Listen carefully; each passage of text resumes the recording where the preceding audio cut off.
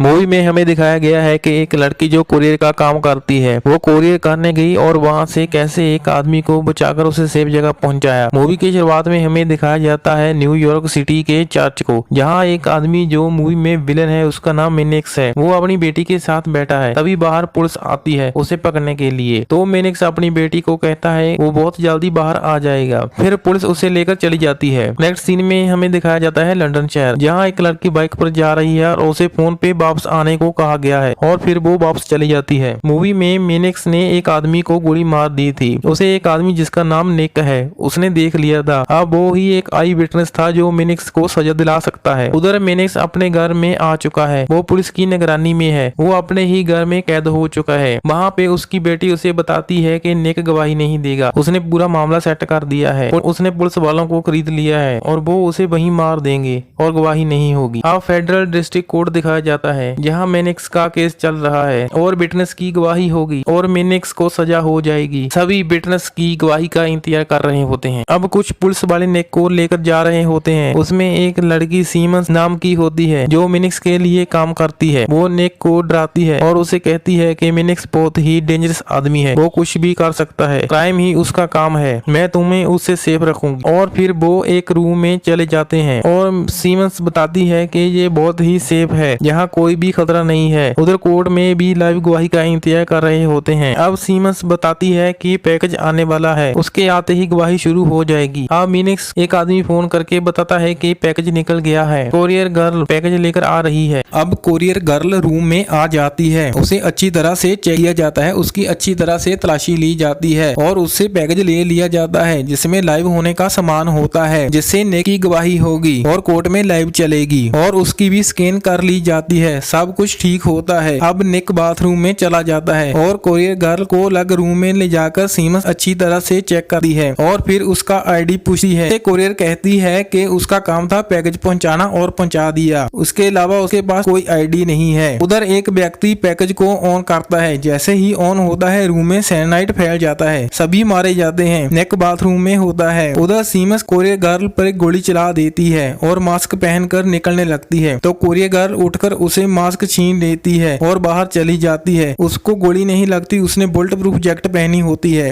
अब वो बाहर जाकर देखती है सभी मारे गए होते हैं, लेकिन निक बाथरूम में अभी जिंदा है। वो बहुत डर गया होता है, वो बाथरूम से आवाज लगाता है। तभी कोरियर गर्ल बाथरूम में घुस जाती है और निक को लेकर बाहर भागने लगती है। तभी निक को उस पर विश्वास नहीं होता है। इतने टाइम में सीमंस आकर उन पर गोली चला देती है। अब वो भागने लगते हैं। अब कोरियर गर्ल पर विश्वास हो जाता है। अब कोरियर गर्ल भी सीमंस पर गोली चला देती है और उसे गोली लग जाती है। अब निक पूछता है कि जब वो लोग मुझे मारना चाहते थे तो तुम मुझे क्यों बचाना चाहती हो। इस पे कोरियर गर्ल कहती है कि मैं तो एक मोहरा हूँ, वो तुम्हें पहले मार देते, बाद में इल्जाम मुझ पर लगा देते और बाद में मुझे भी मार देते। फिर वो वहाँ से निकलने लगते हैं। उधर सीमंस अपने एजेंट ऑफिसर को फोन कर बताती है कि निक कोरियर के साथ भाग गया है। अब कोरियर और निक बाहर जाने लगते हैं। वो बिल्डिंग का गेट खोलते हैं, तभी बाहर एजेंट वही ऑफिसर आ जाता है और वो फिर अंदर भाग जाते हैं। एजेंट सीधा कंट्रोल रूम में जाता है और वहाँ के कैमरों में देखता है वो लोग कहाँ छुप गए। वो सबसे पहले डोर और लिफ्ट बंद कर देता है और फिर लॉसमेंट करके कहता है कि कोरियर तुम इस निक को हमारे हवाले कर दो और तुम जा सकती हो। कोरियर कुछ जवाब नहीं देती, ना ही सामने आती है। अब एजेंट अपने गुंडों को उनको मारने के लिए पार्किंग में भेज देता है तो गुंडे उनको सभी तरफ देखते हैं, उन्हें ढूंढने लगते हैं। अब एजेंट मिनिक्स को फोन करके कहता है कि मैं रॉबर्ट एजेंट बोल रहा हूँ। मिनिक्स उससे कहता है कि डील फाइनल हुई कि नहीं, तो एजेंट कहता है कि 1 घंटे में हो जाएगी। तो मिनिक्स कहता है कि अगर डील फाइनल नहीं हुई तो तुम सबको बहुत बड़ी कीमत चुकानी पड़ेगी। अब एजेंट के आदमी निक और कोरियर को बाहर ढूंढने लगते हैं पार्किंग में। एजेंट अपने आदमी को बताता है कि उनके पास कोई हथियार नहीं है और उनकी लोकेशन बताता है। फिर आदमी बाहर ढूंढने चले जाते हैं। उधर मिनिक्स का वकील अदालत में कहता है कि कोई गवाही नहीं होगी, ये सब कोर्ट का समय बर्बाद कर रहे हैं। तभी जज कहता है कि ये सुनवाई आज रात को होगी, अगर विटनेस की गवाही नहीं हुई तो ये केस डिसमिस कर दिया जाएगा। अब कोरियर के हाथ एक आदमी लग जाता है, वो उसे मार देती है और उसकी गन देखती है जो उसी आदमी के हाथ से चलेगी। अब ये भी उनके किसी काम की नहीं है। अब वो लाश को ठिकाने लगाते हैं और दूसरी साइड गुंडे उन्हें ढूंढते रहते। दोनों एक गाड़ी में बैठे आस में धीरे धीरे बातें करते हैं। कोरियर निक को पूछती है कि तुम इस झमेले में कैसे पड़ गए, तो निक उसे बताता है कि मिनिक्स की वजह से। उसने मिनिक्स को एक आदमी का खून करते हुए देख लिया था। फिर फिर वो वहाँ से सीधा पुलिस स्टेशन गया और पुलिस को सब कुछ बता दिया। तब से वो पुलिस की सिक्योरिटी में है और आई विटनेस है जो अभी तक जिंदा है।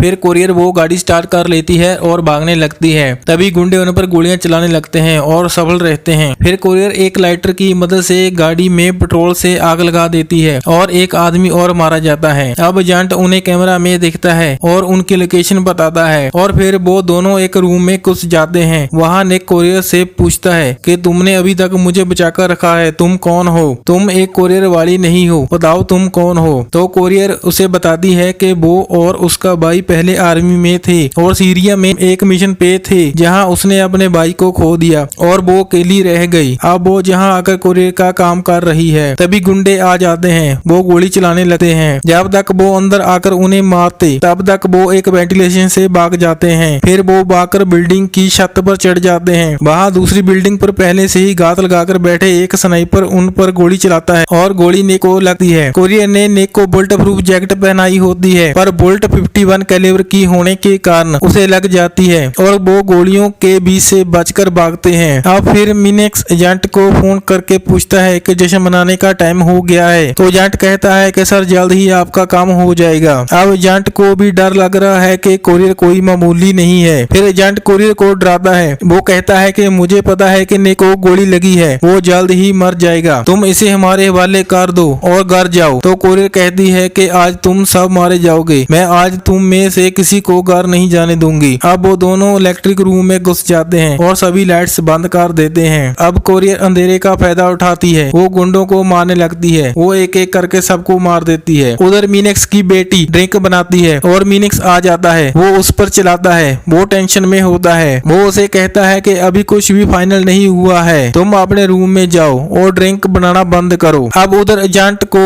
अपने ऑफिसर का फोन आता है। वो उसे बताता है कि इंटरपोल की टीम 23 मिनट की दूरी पर है, वो भी वहाँ पहुँचने वाली है। तुम जल्दी से काम खत्म करो और जल्दी से काम खत्म करके जहाँ से निकल जाओ। अब कोरियर निक को एक जगह बैठा देती है, उसे गोली लगी होती है और आप बाहर चली जाती है। अब स्नाइपर भी वहाँ आ जाता है और कोरियर पर गोली चलाने लगता है। अब कोरियर अपनी बाइक से भाग जाती है। फिर वो उसके पीछे ड्रोन से हमला करता है और वो छुपकर ड्रोन को तोड़ देती है और बाद में स्नाइपर उसे पकड़ लेता है और उसे एक चेयर पर बांध लिया जाता है और एजेंट भी वहाँ पर आ जाता है और अब वो कोरियर को मारते हैं और निक को बाहर आने को कहते हैं, लेकिन निक बाहर नहीं आता है। अब स्नाइपर कोरियर के ऊपर गाड़ी चढ़ाने वाला होता है। वो गाड़ी स्टार्ट करता है और लेकर आ जाता है। अब गाड़ी कोरियर के पास ही होती है तो निक बाहर आ जाता है और गाड़ी रुक जाती है। अब एजेंट निक पर गोली चलाने लगता है। तभी कोरियर उस पर एक स्क्रू ड्राइवर से वार करती है और निक को भागने को कहती है। अब वो दोनों अलग अलग साइड भाग जाते हैं और स्नाइपर उन पर गोली चलाने लगता है। अब एजेंट गिर पड़ता है। फिर स्नाइपर और एजेंट उन्हें ढूंढने लगते हैं। एजेंट कहता है कि निक तुम्हारा इतना खून बह चुका है, वैसे भी तुम आधे घंटे में मर जाओगे।